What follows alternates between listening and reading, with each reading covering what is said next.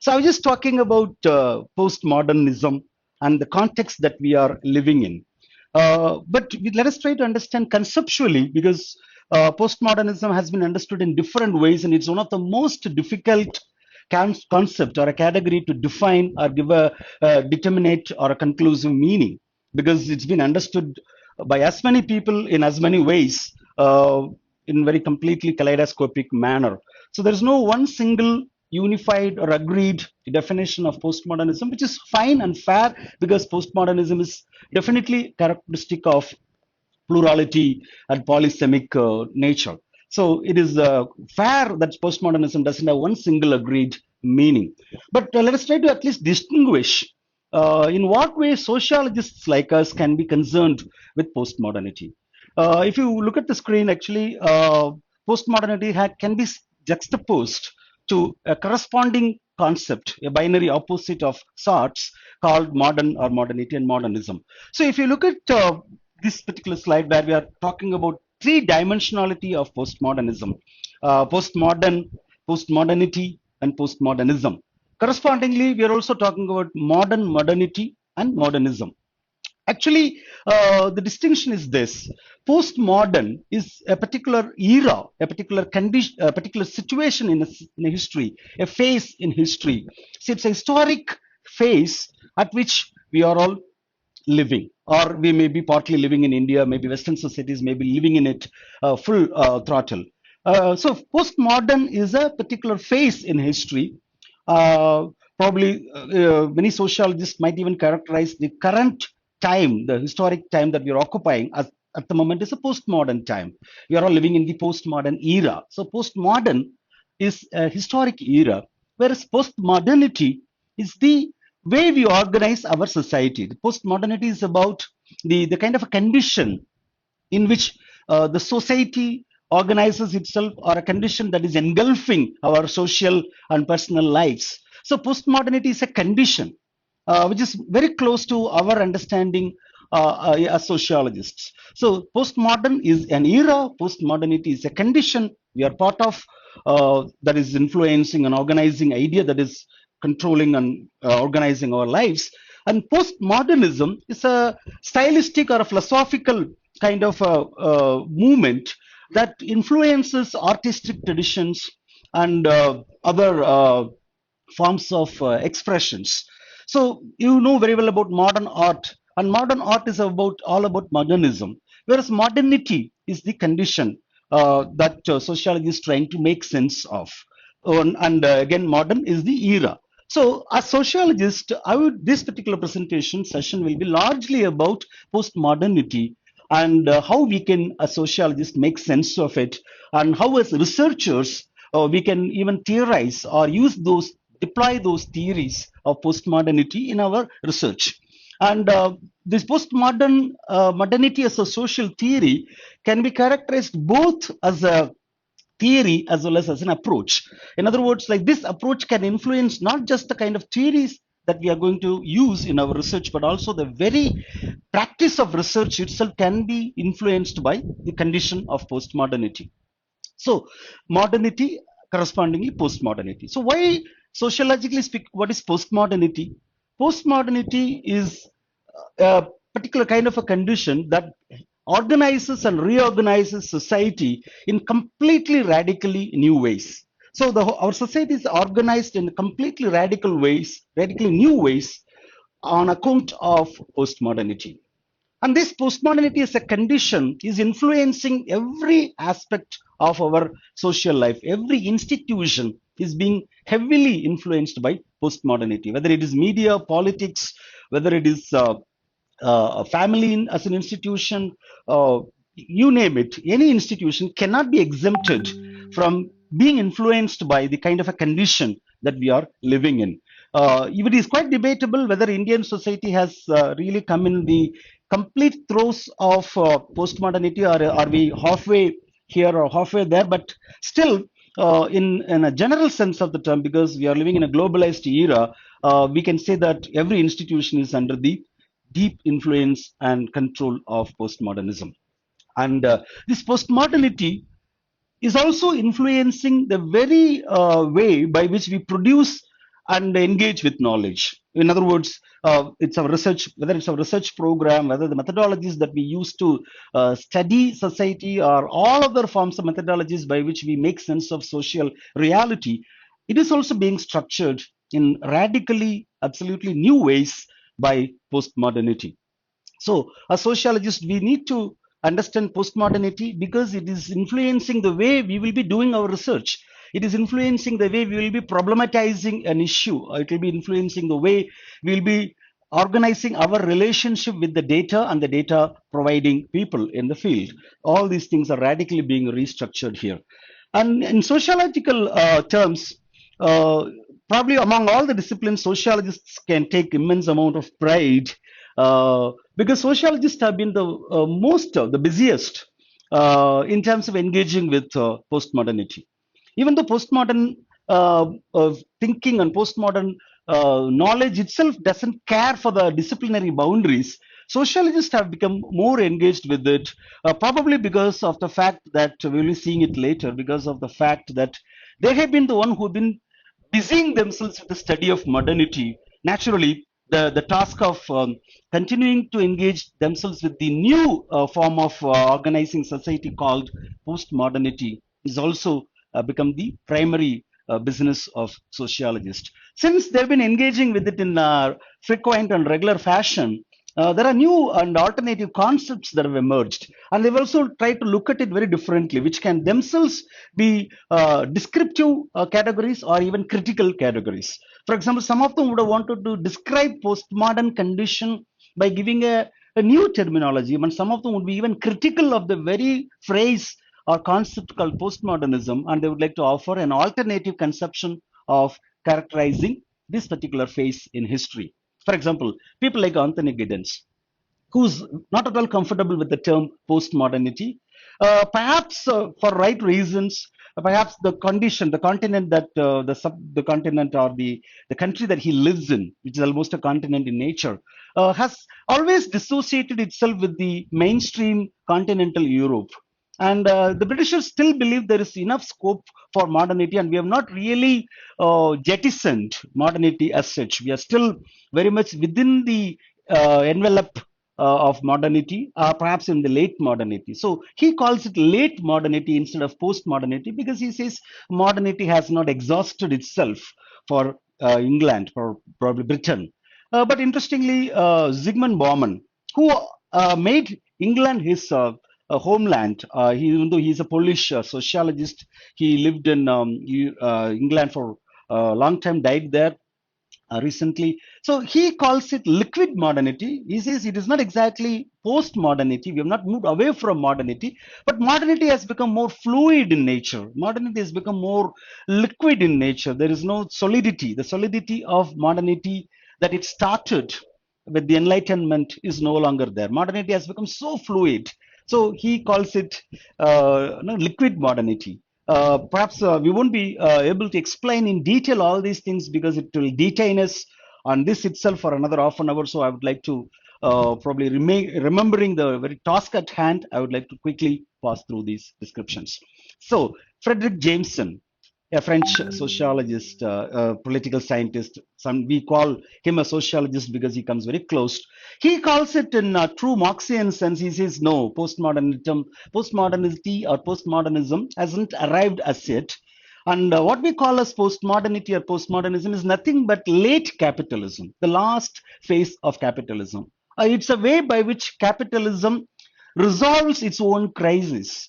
So what is postmodernism is nothing but the response of the classical modern capitalism to it, the crisis to which it has been put by the time that we live in. So the way flexible mode of production is beginning to emerge, the flexible accumulation. So all these things are capitalism's way of resolving its own crisis. So we cannot comfortably and confidently call it as postmodernism.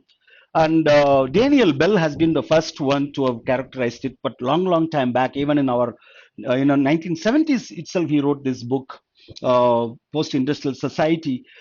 He probably limited postmodernism to its economic institutions, particularly the production processes, and he called it as a society which is uh, going beyond industrial systems, industrial mode of production.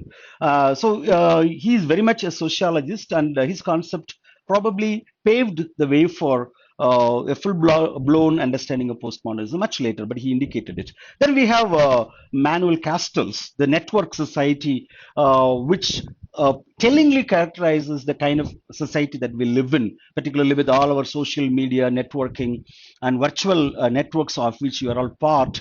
We have become more of a networked society, and he would like to characterize it more as network society than as postmodern society. So all these five responses are also somewhere along the line critique of modern postmodernity, which we will be reserving for our second part of the presentation. Okay, so this is very important because we are trying to engage with postmodernity as a sociologist, and we need to understand how sociologists are making sense of this concept. Okay, so I've already told sociologists have been the busiest in terms of trying to comprehend this phenomenon called postmodernity and why they are really concerned about it. I've already hinted at it.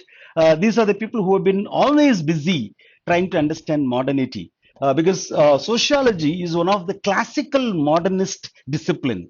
It emerged very much within the cradle of modernity, very much when modernity was at its peak, and it is a product of all modern ways of thinking, and it is reflexively also, it is a discipline that was trying to understand its own birth, its own the birth, the time, the history, the very era in which it was born. So sociologist was a reflexive discipline right from its birth in terms of trying to understand the era of which it was part. So the very concerns of sociologists were guided, were modern in nature, and the very subject matter of sociology was also again modern in nature. It was trying to understand modernity by using modern means of epistemology, modern epistemological categories and tools. So it was in its entire career, sociology was trying to theorize modern society.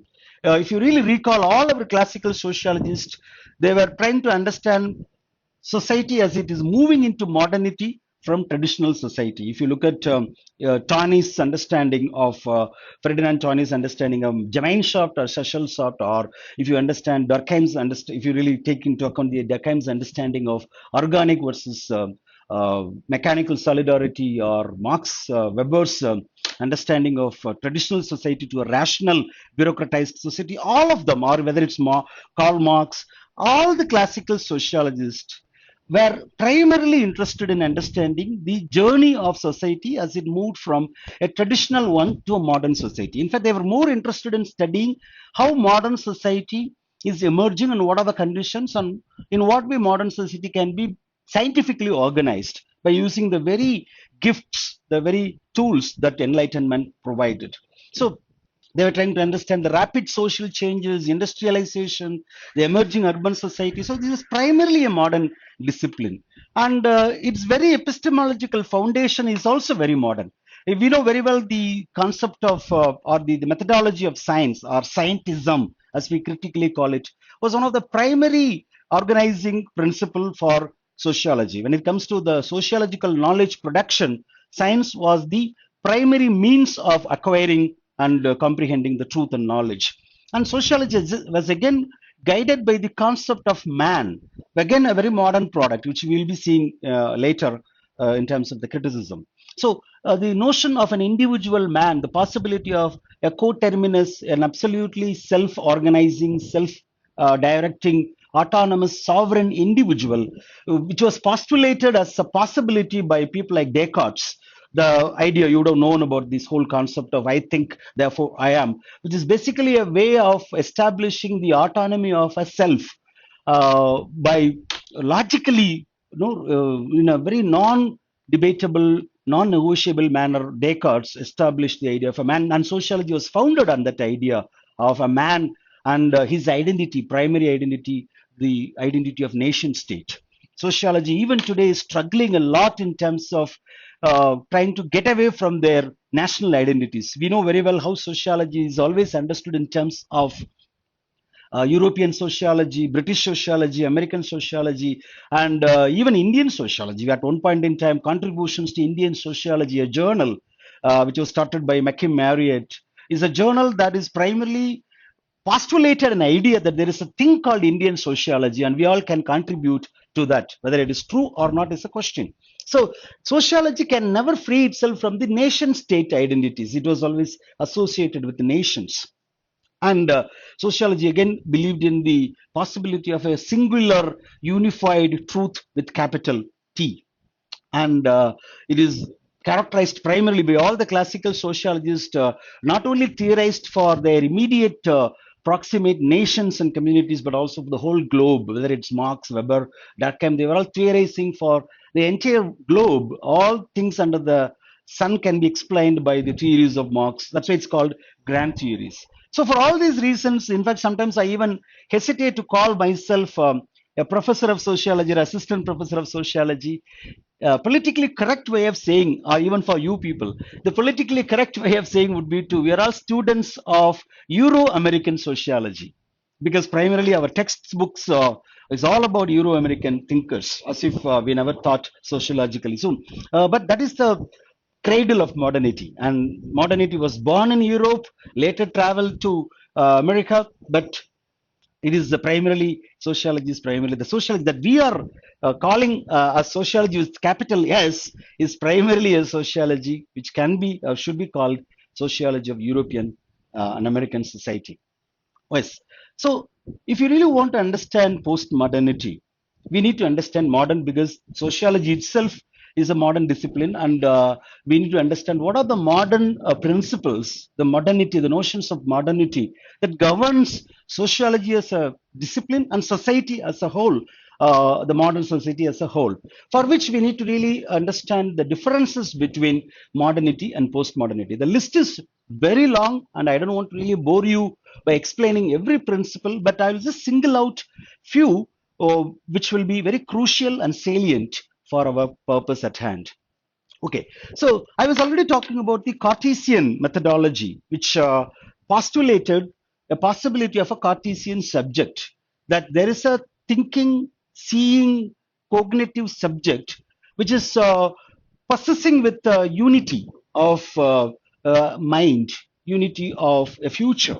And this particular subject was regarded as a possibility. Whereas, for example, sociology is very much founded on the idea. The very reason why evolutionary idea was the governing idea for all the classical sociologists was basically because all of them believed that every society, at whatever stage it may be, is moving towards a singular destination, a destination which is probably next to God. So all the societies are evolving, but the end of evolution, the end of history, as Fukuyama called it, will be the destination at which every society will have to reach. In other words, a unified destination, a unified mind. All the individuals in these societies will evolve through their reasoning, through their thinking, through their sensory powers. They will evolve to the extent of becoming that great spirit, which Hegel called the great pure mind, which will be no different from the other minds. In other words, the entire globe at the end of the history will have only one single mind. So modernity imagined a possibility of one single mind, and our journey is actually towards that. And science is a classic example of a one single methodology with which we can comprehend the entire world through that single mind. So the Cartesian subject primarily established the autonomy of a subject, a thinking, autonomous, sovereign individual who is not influenced by anything but by his or her own reason, and not by the tradition, not by the primordial loyalties, but purely by his or her. In a way, it is very sexist in nature, so we will not even call it as her, because one of the critical remarks that we have about modernity subject is that it was a masculine subject. So it was the rationality of that subject which is masculine in nature, and this subject is a producer of knowledge. This subject can, with the power of reason and sensory perception, the six senses, can look at the world and produce objective knowledge about the world. That's what modernity believed, that individuals can produce knowledge independent of the loyalties to the nation, loyalty to the caste and region or language. And they can produce pure knowledge because every human beings has been endowed with six senses, reason plus the five senses. With that, they can understand the world. And sociology is very much founded on that idea that sociologists can produce objective knowledge using positivist method of natural sciences, and the knowledge that sociology can produce will be as pure and as uh, non-negotiably true as probably scientific knowledge. If at all somebody can critique it, only another scientist can critique it. So, okay. So this produced a signifying subject, a subject that can signify, a subject that can write, a subject that can utter a sentence, and that sentence and objective, that identity of that subject can actually articulate itself because it is endowed with the power of language. So the first one is the power of six senses. The second one is the power of language, with which this perceiving, this cognitive subject can write and articulate its knowledge. So the idea of representation, the idea of articulating that objective truth, the real truth is possible.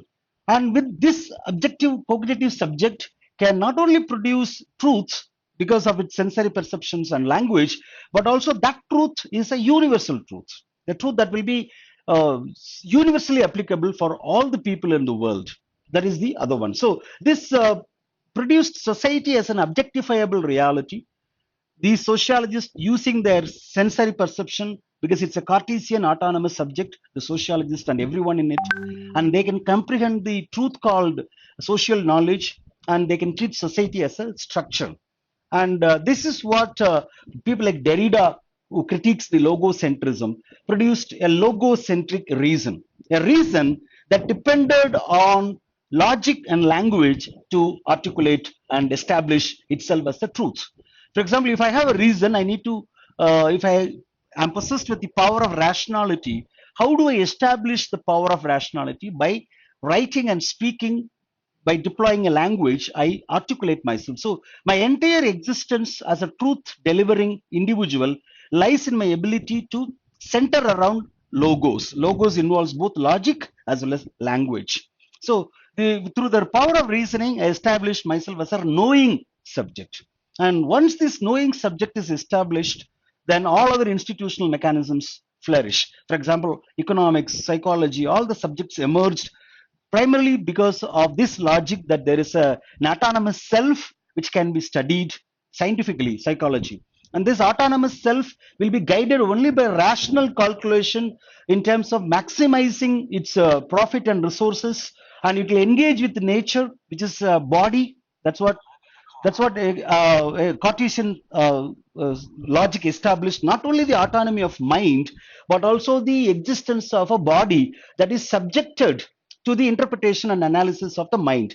You remember very well when Cartesian, then Rene Descartes established, I think, therefore I am, he not only established the mind, the self, but also the body. Because the very logical question that you would ask is, I think, therefore I am, but I need to think of something, and that of something, I cannot really think of nothing. I have to think of something, is the body.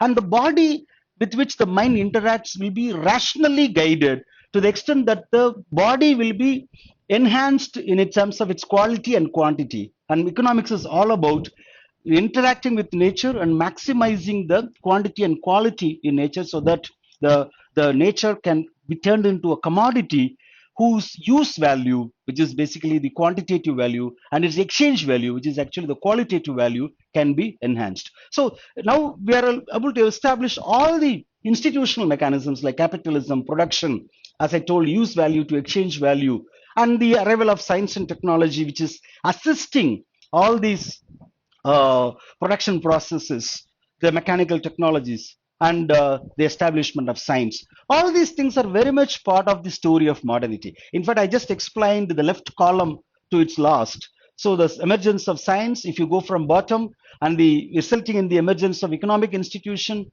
all these things are predicated on the emergence of a philosophical understanding of a human subject. And postmodernity is exactly trying to move away from it. we will not be able to call it whether it is opposing it. It's a debatable matter, but it is actually trying to at least say the modernity has exhausted itself. The modern understanding of humans, human mind, social institutions, understanding of the world through science, all these things have reached their point of saturation. They have exhausted themselves. They are no longer relevant.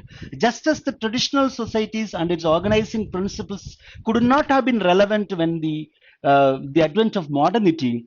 Similarly, there is a time at which even modernity has to exhaust itself. If tradition can exhaust itself, modernity can exhaust itself. And we are living as part of an era where modernity is progressively exhausting itself. And in that exhaustion of modernity, a new way of looking at things emerge, looking at persons and the world emerges. And that tries to postulate a different way of thinking. It says that there is no possibility of an autonomous subject. The subject is always not a unified, neatly organized subject as Cartesian logic established, but it's a very fragmented subject. In fact, the subject itself is not at the center. It is no longer a signifying subject. It is a subject that is produced rather than a producing subject, which we will see in later sessions, later part of the sessions. We'll see how we can establish the signifier and signifying subject. Very simply speaking, the use of knowledge, use of language, which modernists believed enabled human beings to not only perceive the truth with the power of reason and five senses, but also to establish it by articulating it, by writing it. And there was who is writing it? The individual autonomous self is writing. The knowledge is produced by this self. And that is exactly being questioned. No, you are not actually a producer of knowledge. You are yourself is the product of knowledge. The human individual is no longer the central entity, but it is itself a signified entity, a produced entity, not exactly a signifying entity. So the human beings are becoming kind of a signified property, signifier, in the sense like human himself is being signified by something else. So earlier human were the signified people. The entire here the human itself, human is becoming centrality of a symbol in which so many other signifiers are signifying him. So human beings can be only understood in symbolic sense because he is very much caught in the process of signification. We will be explaining it later. Truth. There is no longer a truth with capital T. We have truths.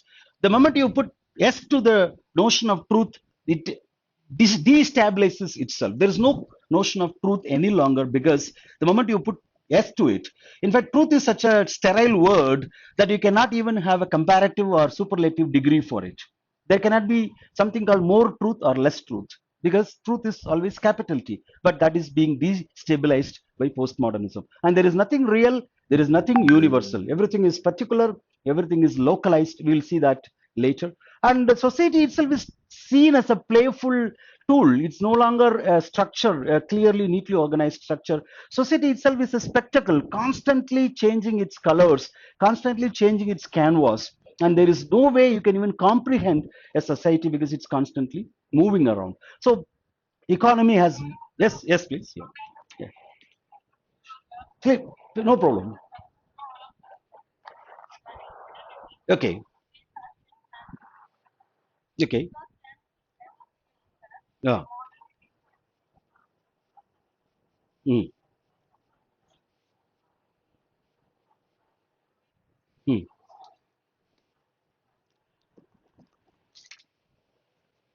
Absolutely. In fact, when we will be looking at when we will be evaluating it critically, I'll be able to talk about. In fact, I'm just only trying to describe modernity. I'm not trying to describe it in normative terms and descriptive terms. I'm trying to say this is how post-modernity will characterize modernity.